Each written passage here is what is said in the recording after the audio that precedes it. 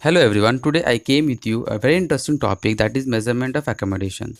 If you are the first user and watching this video, so I request you to subscribe my channel so that you can get a notification for the upcoming videos. Is accommodation. So accommodation is a dioptric adjustment of the crystalline lens of the eye to obtain a clear vision of a given target. In these pictures, when our object is at a far distance, at that time your accommodation of the crystalline lens are in the relaxed stage. But when we are looking at a close distance, at this time your accommodation of a crystalline lens are in the constrictor. The measurement of accommodation can be measured by using the Raff ruler, relative accommodation, MEM retinoscope and accommodative facility. But in this video, I'll explain you only the relative accommodation. What is relative accommodation? Relative accommodation is the amount of accommodations to be exerted under the fixed convergence is called a relative accommodation. Relative accommodations are two types: negative relative accommodations and positive relative accommodation.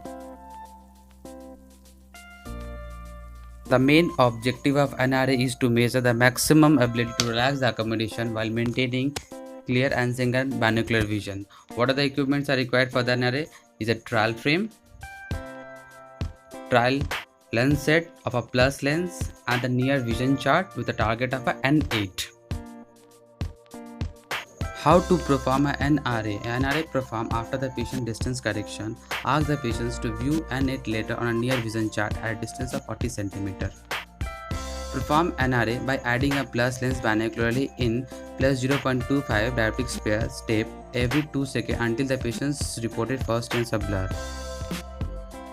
The normal value of NRA is a plus 1.75 to 2 diopter sphere. If NRA value high, might be evidence to over minus uncorrected hyperopia or latinopropia.